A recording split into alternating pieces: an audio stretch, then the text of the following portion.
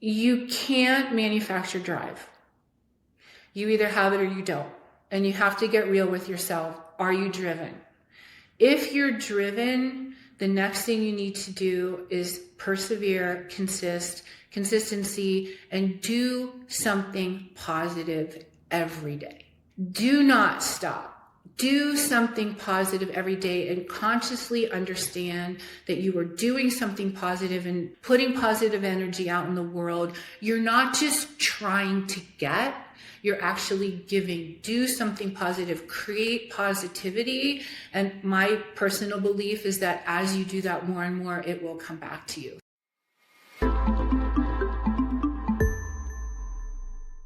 All right, everybody, welcome back to the Why Do I Suck as a Real Estate Agent podcast. I'm fired up for this one. Eileen and I were just talking off camera, and I'm going to introduce her first, but she's fired up to be on here. She's got today is actually Festivus Day on December 23rd, so we're going to let her Festivus about this subject. But Eileen, welcome to the show. Thank you. I'm so happy to be here. I love the title. Yeah, thanks. So my guest is Eileen Taggart. Eileen is a realtor with the Remax Fine Properties out of Flagstaff, Arizona. She's also part of the Taggart team, and she's got 19 plus years of experience, multiple top 5 selling agent in the Flagstaff area, representing buyers and sellers, primary homes, secondary homes, luxury properties all throughout Flagstaff and the surrounding mountain communities. So again, Eileen, I'm excited to have you here. Eileen, tell us a little bit about yourself aside from the fact you're a really good agent. What else is there to say? No other life, right? We don't do anything. Isn't that like all we do is, no, I got the invitation. I loved the title. I feel like real estate is really stressful. People really don't have much of an idea of how many hats we wear, the stresses we deal with. The question, why do I suck as a real estate agent? It got me going. I don't need to say much more about myself. I think you said what needs to be said. How did you get into real estate? 19 plus years. You still love it. We're going to grieve a little bit here today on our on it, and we're going to have some fun with it. But how did you get started in real estate? I'm going to tell you honestly, it was 0 on my list. I had been a freelance camera assistant in New York City, and I was never, ever going to freelance again. I was building custom homes, and a real estate agent recruited me. And when we were building spec homes, and like my sister's spec home is registered as the last home to ever sell before the crash in like 2005. We just made it out alive. What was I going to do? So I got recruited, and my story is very simple. I had no idea what to do. No tools. And you can call it divine creation, or you can call it my own inspiration. I decided to create a website. And this was before really, and anyway, I created a website, I Google added it, and I became a top agent my first year out. Wow. No plan. There was no business plan. It was like, oh my God, now what? Yeah. So that's my story. Love it. Love it. Very good. So this subject, why do I suck as a real estate agent? Why does it hit home for you? I've been doing this for a long time, and I've had people come in and out of my office. And the first thing a new agent says to me is, you know what? I just love helping people, and I really love homes. I'm like, great, you love helping people. What's your volunteer position? Because that's a volunteer position. You love homes, great. This is a business. You are your own boss, you're your own business person, you're your own leader. I love that you love to help people, but not really. What are you going to do to create a business? So that was one of the first things. And people they're like, oh my God, I love showing homes. And I'm like, you know what? Showing homes is like this much of what we do. Right. So you can come with me while we show homes and hang out. But again, what are you going to do as a business person? Yeah. How are you going to actually make money? Because you can go and look at homes for a little while. Go to open houses. Yeah. Yeah. And that's it. And then you're good. So I love it. Very good. So that goes along the line, right? Passion alone isn't enough, right? Like you can say you love homes, you love helping people. Those can be passions, but you've already talked a little bit about the business end of it. And that comes up a lot on the podcast it's a business. It's not a job. You're running your own personal business. So let's elaborate on that a little bit. I live in a small town, so we're about 75,000 people, and not everywhere it's competitive. So one of the misconceptions people have is, oh, my broker is going to give me leads, or my team leader is going to give me business. And I'm sure you've talked about that. But honestly, if somebody wants to be a real estate agent, who are your people? Mm-hmm. Who do you know? Why is somebody going to hire you above the 750,000 other people that you can hit with a rock from here? So the business question is not so much, do you have a business plan? Do you have a master's degree? We don't even need a high school diploma to be a realtor. It's how are you going to connect with people who trust you enough to work with you? It's a hard question. Yeah. And we wear a ton of hats. What are some, I think, and most people that don't know this, and a lot of even new agents or people who maybe feel they suck as an agent will be the ones watching this, but we wear a ton of hats. Like, we know we're selling agents, we know we're buying agents, we know that. But what does that even mean? Right. What does that? There's so much that goes into that, right? So those are two jobs in and of itself. And then we have marketing, we have books, we have referrals, we have testimonials, we have everything that a normal customer service, right? We have all of those things that go into our businesses. So how should people listening in here balance all of that? Balance it is first, there is absolutely no way to learn how to be a realtor until you're a realtor. Mm-hmm. Because it's so multifaceted, you literally have no idea what you're about to do. So you've got to market yourself. You've got to get out in front of people. You have to learn how to talk to warm bodies. There's a person sitting in front of you. How do you actually speak with them? How do you present yourself and inspire confidence in them? One of the things, I'm going to take a little sideline here that I hoped would come up. You're not here to make friends. So that's another thing. People say, oh, I love people, I can talk to everyone. I think that's really cool. But the bottom line is that, so for example, I took a new agent out a few years ago, and I just let him do his thing. And we went to see a house, and he spent the whole time talking to people. Mm-hmm. So afterwards, I was like, what do you think these people were supposed to get out of the experience? Did they want to be your friend, or do they want to see the home and figure out if they want to buy it? So we are here to serve them, not to be their friend. So that's one of the things, like, why do I suck as a real estate agent? Because I'm so scared that people aren't going to like me, that I exude insecurity, and I'm not presenting myself as someone who's super confident and just ready to take charge and handle the transaction. For sure. And I think that certainly takes a lot of practice, right? You don't step in day one and just go show a house, write an offer, get an accepted offer, and then you're done. That just doesn't work that way. So what does it really look like behind the scenes for agents that are in this business behind the scenes? How do they get to that point of from day one to maybe I always talk about the 18-month to 2-year mark. I had I talk about my past broker. I asked him, I'm like, okay, I'm going into this. You brought me in. What's your one piece of advice? I just want one piece of advice today. What is it? And he just looked at me dead in the eyes and he said, be prepared to eat shit for 2 years. Yep. And I was like, challenge accepted, right? Like for me, I'm like, okay, 2 years is fine. So what actually happens? Like, how does somebody go from that hooking point? Mine was 16 months where I really felt confident that I knew the job, but I still don't know it. There's still stuff I don't know, and I'm 7 years in. We all learn every day. We do. Yeah. So what does that look like behind the scenes? How should somebody approach that? Okay, there's a couple different models. And I think right now, are you coming in on a team and are they giving you leads? So if you're doing leads, you have to learn how to convert them. And that is a whole job in and of itself. That's all about talking to people, touching. You've got to literally bombard them with yourself in order for them to come back to you.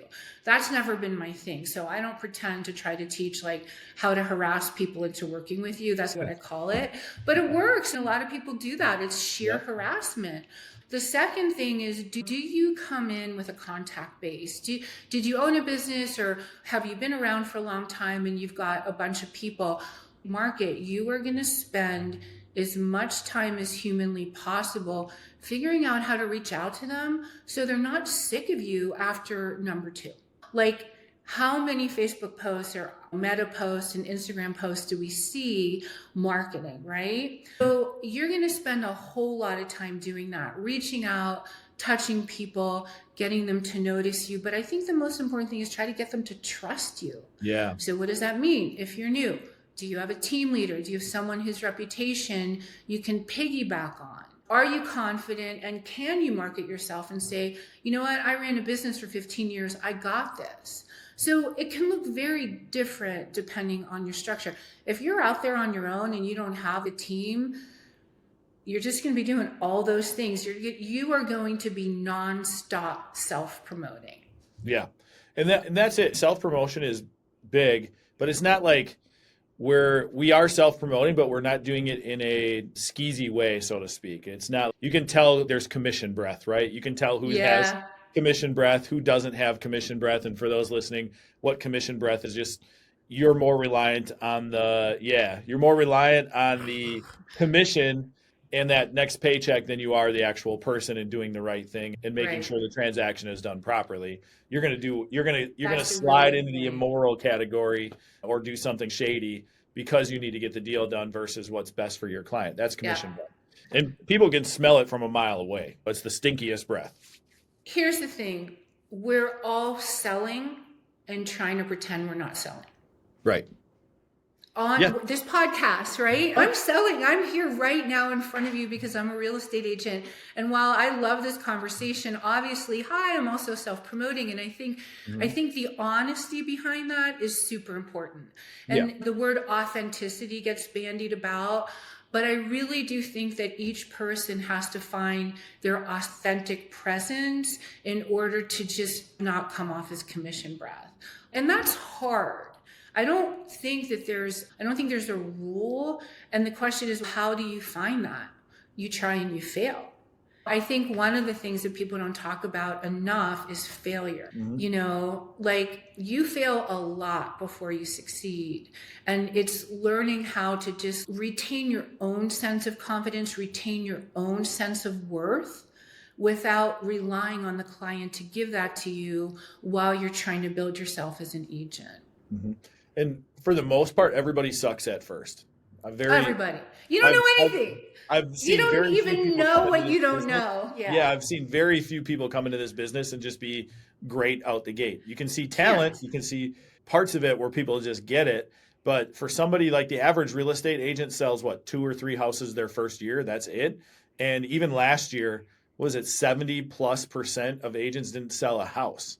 Not one. And that's like 1.1. That's 1.1 million agents last year. Licensed real estate agents didn't sell a house in the United States.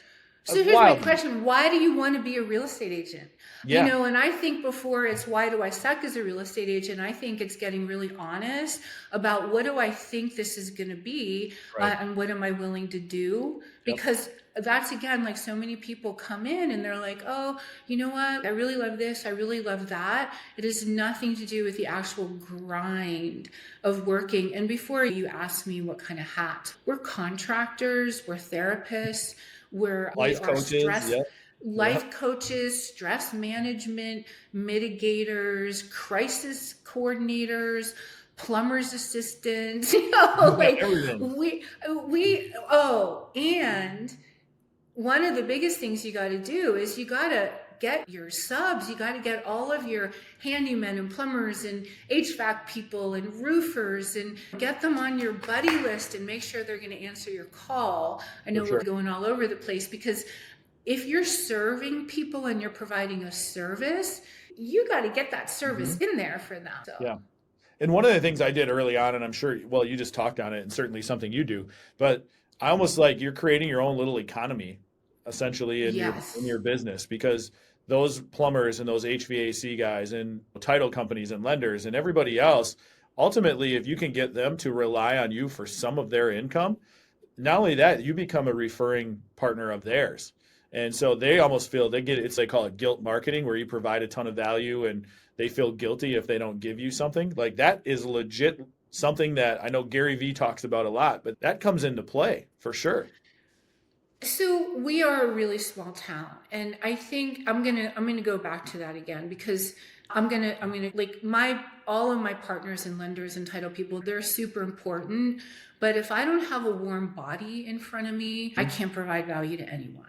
Yep. So we still have to go back to what are you willing to do, and really how good are you at it, and how talented are you at getting warm bodies, of getting people to trust you and want to work with you. Again, that can be through a team leader, that can be through shadowing. If you don't shadow someone you respect, I'm sorry, why are you here? Right. What do you think you're going to learn on your own? If you're not, okay, here's another one. I worked with a relatively new agent and he was extremely independent, right? And that's good. But he went out on something and he did a couple of things. And then he said to me later, he goes, I asked myself, what would Eileen do? I'm like, call me. You don't know what I'm. Ask questions.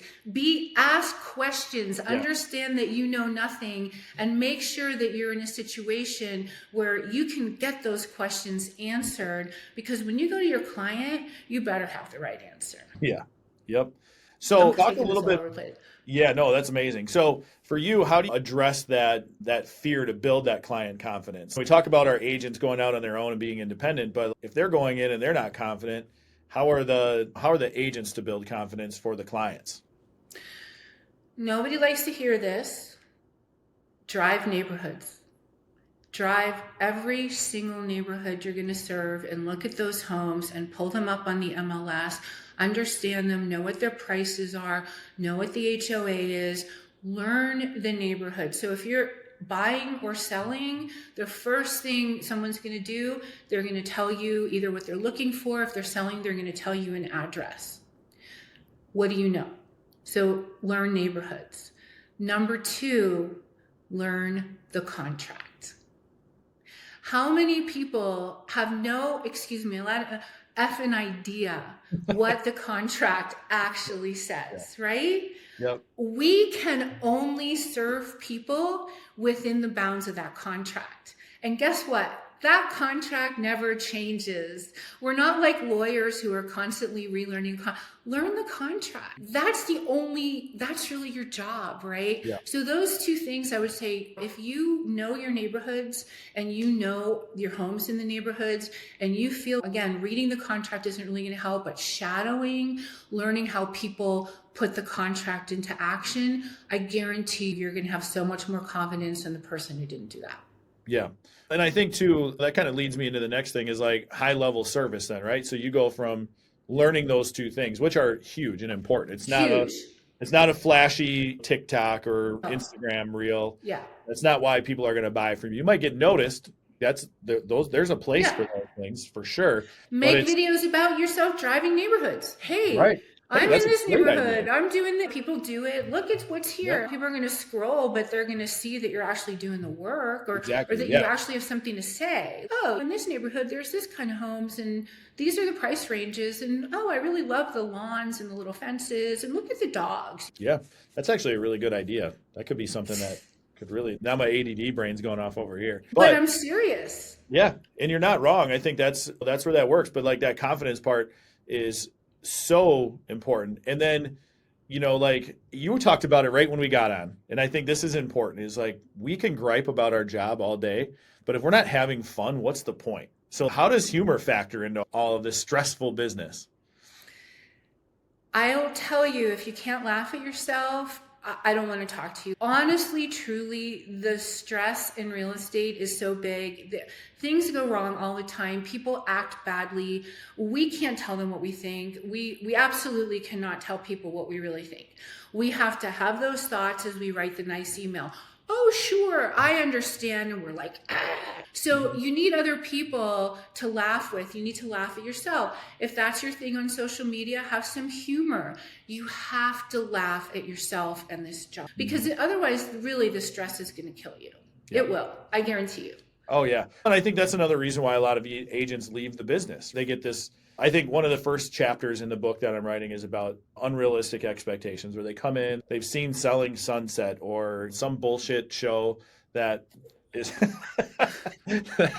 that makes I no won't watch sense. them. I will not watch them. People ask me all the time. I'm like, sorry, don't Yeah, they're watch. like, yeah, people Yeah. are like, you watched it? I'm like, no. And they're No, like, you no, should. No, no, it's not no, reality. It's not how it no. really works.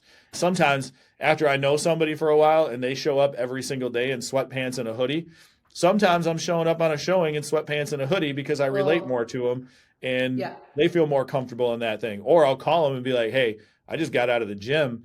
Do you care how I'm dressed today? And they're like, I don't Yeah. care. You're showing up because you're you.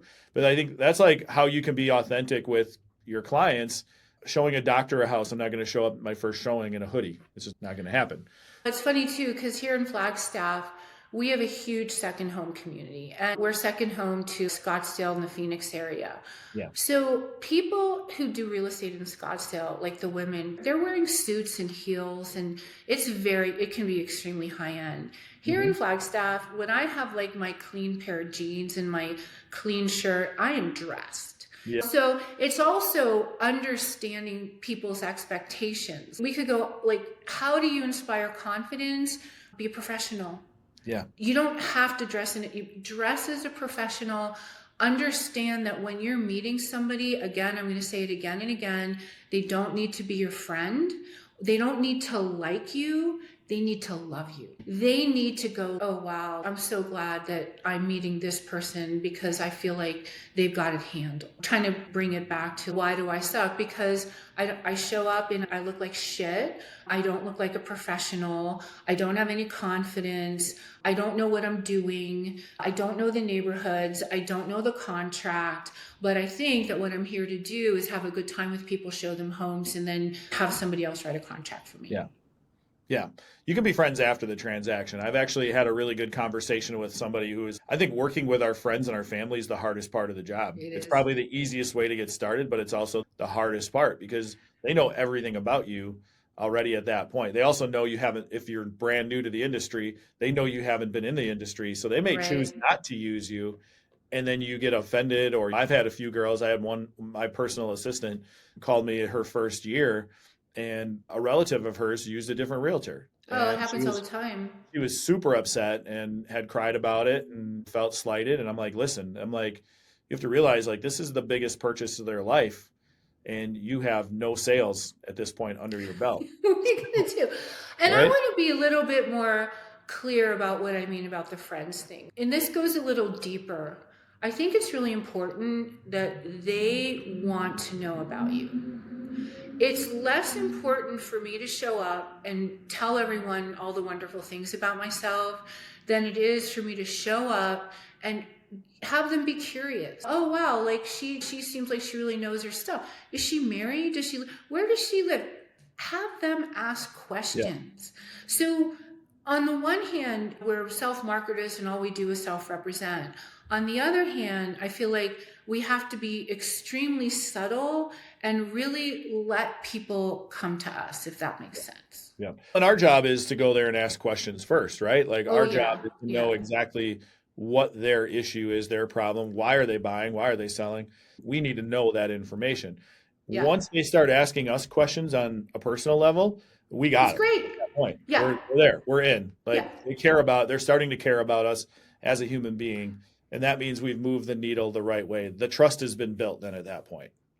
And that's hard again when you're doing lead follow up and you're basically harassing people. Mhm. I know that sort of shift from and I use harass, and don't get me wrong, people, I get it, but I'm going to harass you to the point where you're finally going to talk to me. And I think that takes a lot of skill to be able to navigate from that to, okay, now I'm actually a real person. Yeah. And now I'm going to relate to you on that level. Well, And and I again, feel like your definition of harass in real estate is you're calling until somebody answers. or That's like, texting and yeah, that's doing all the things. literally it. You're not going out of your way to harass them, but You're not like at their door. You're not yeah, parked in their driveway. You're not stalking them. you're not yelling at them. You're not Right. No, you you know, better that not part do of it. that. Yeah. Hey, why aren't you answering? I called you 10 Yeah. times. Exactly. Yeah. Yeah. You probably don't want to do that. I don't No, know. that's It not a might good work, but I don't think so. for sure. Yeah. I love this, Eileen. So as we wrap this up, I always ask this question at the end of the podcast for those agents, and you hit on a whole bunch of them already at this point. But if you had to give an agent that came to you that said, why am I sucking right now? What's the best piece of advice you can give them? I have to make this short, don't I? Okay, You first of can go all, on a while. We're okay, not on a time limit. you can't manufacture drive. You either have it or you don't. And you have to get real with yourself. Are you driven? If you're driven, the next thing you need to do is persevere, consistency, and do something positive every day. Do not stop.